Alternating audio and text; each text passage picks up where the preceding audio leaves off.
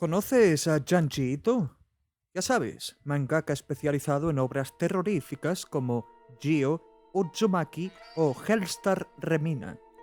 Destaca porque puede coger la cosa más mundana y tergiversarla hasta límites grotescos y bizarros, de forma similar a PTSD Radio, la obra que hoy nos concierne. Pese a ello, existe una diferencia muy importante entre estos productos. A simple vista, la función se puede digerir con suma facilidad, pues sus volúmenes, 6 aproximadamente, ocupan un formato similar. Relatos cortos no lineares donde X ciudadano de bien choca de cara contra un suceso paranormal, injusto y mezquino casi en su totalidad. Estos capítulos, divididos en sintonías de radio, suelen estar antagonizados por criaturas abyectas de todo tipo, destacando una en particular, Ogushi-shama, una especie de deidad especializada en guiar el alma de los fallecidos a su nuevo hogar, cuya primera impresión genera cierta incomodidad y desconcierto ya desde el primer minuto.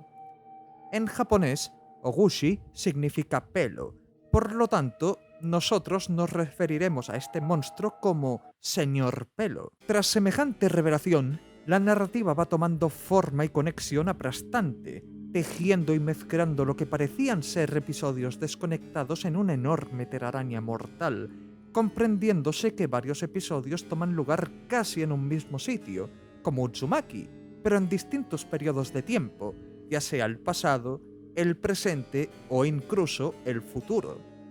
La obra destaca también al explorar múltiples puntos de vista.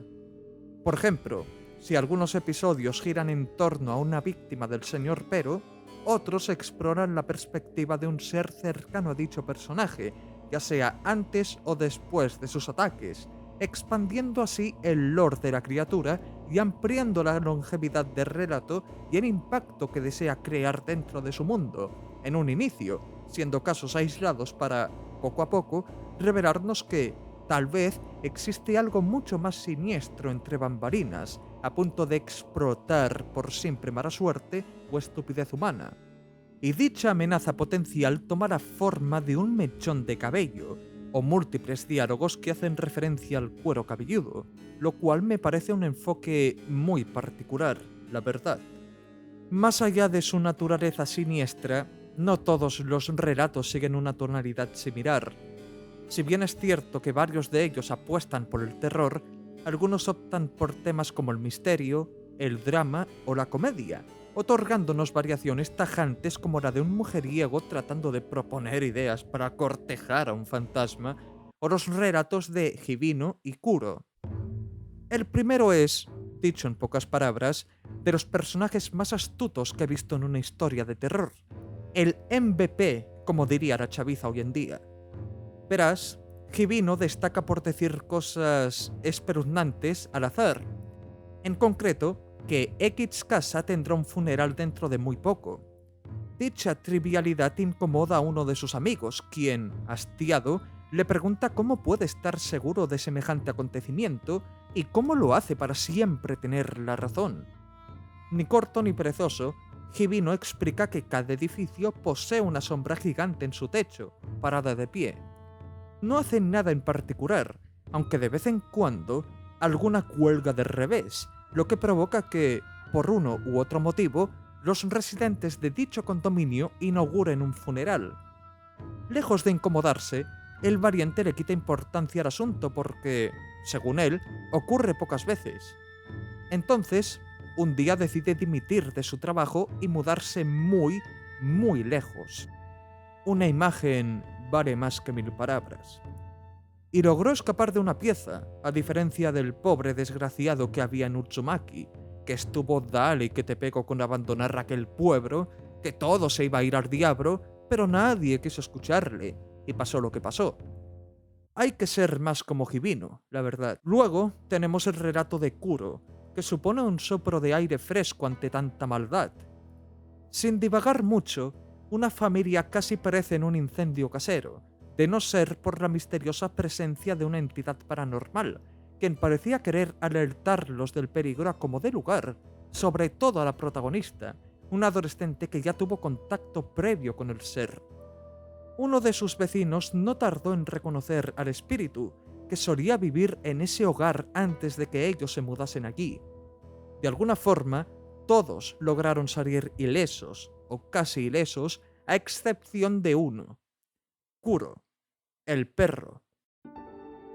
Resulta que, en vez de permanecer lejos de todo peligro, seguro en su casita de madera, el can saltó dentro y trató de alertar a la familia, pereciendo en el proceso. La razón por la que Kuro trató de salvar a la protagonista y sus seres queridos es porque, al parecer, ésta le recordó a su antigua dueña, motivo por el cual la acosó y alertó páginas atrás, cerrando el capítulo con una nota agridulce, revelándose que no todos los espíritus en este mundo son malos. Podría terminar el vídeo aquí mismo y deciros que PTSD Radio es una obra notable con una narrativa y dibujo ejemplares, ideal para este Halloween. Sin embargo, repito lo que dije al principio.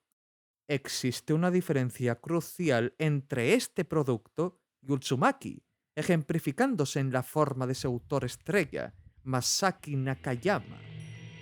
Verás, existe una razón por la que esta obra no llegó al 8º o 10º volumen, y eso es porque su mangaka sufrió experiencias extrañas, cuanto menos.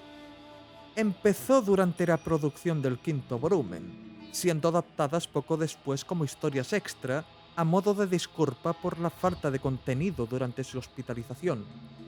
Desde fuera, se comprende que fue diagnosticado con la púrpura trombocitopénica, una rara enfermedad que disminuye y destruye las plaquetas por razones desconocidas, provocando que la boca, lengua y encías del artista sangrasen sin parar y lo llevasen al borde de la muerte.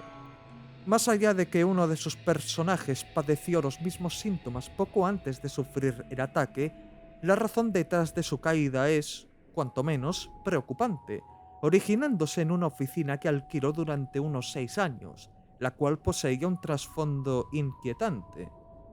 Todo empezó, al parecer, con los restos de una kamidana, un altar doméstico erguido para venerar a X deidad, que no fue desmantelado en condiciones y permaneció sellado en el armario de su departamento desde Dios sabe cuánto tiempo. Al principio, no le prestó importancia, no hasta que empezó a experimentar sucesos extraños, tales como el escuchar pasos en el piso de arriba, inhabitado por completo, o que una manada de moscas tomase su cocina sin motivo aparente. Tonterías insignificantes comparadas con lo que sufrió después junto a su equipo. En un principio, el autor renegó de cierto fenómeno físico, el cual lo dejó tan traumatizado que hizo caso omiso de este durante mucho tiempo, hasta que ciertas piezas empezaron a encajar en su pequeño puzzle mental, como la partida de ciertos colaboradores, marchándose sin motivo alguno, en ocasiones sin dejar rastro. Unos pocos se justificaron diciendo que fue a causa de su oficina o la opinión de terceros, recomendándoles que se mantuvieran lo más lejos posible de ese lugar y o de Masaki. También es verdad que, mientras más compartía sus anécdotas con sus conocidos, peor parados acababan estos, sufriendo accidentes de X tipo o experiencias carentes de explicación lógica o científica, incluyéndose a sí mismo durante una conversación telefónica, siendo salpicado por gotas de agua procedentes de ninguna parte al debatir si sería lógico o no plasmar sus vivencias supuestamente paranormales en un manga. ¿Y si hay algo contagioso en sus relatos?, se pregunta el autor. Algo que, de forma siniestra, justifique por qué varios de sus compañeros y compañeras desaparecieron de su vida así sin más, destacando el caso de una que decidió investigar una vivienda del edificio, abandonada y maloliente, destacada por algunos agujeros ubicados por aquí y por allá que, según otro testigo, albergaban pura oscuridad. Ni tierra, ni piso, ni desván, nada de nada, solo tinieblas.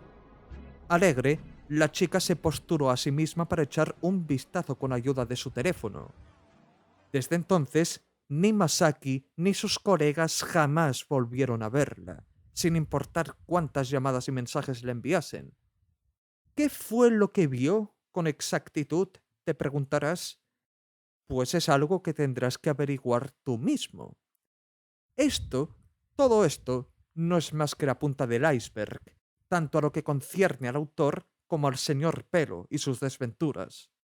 Existen más cosas que comentar y explayar ante vosotros, pero ya las revisitaremos otro día. Si seguimos vivos, claro.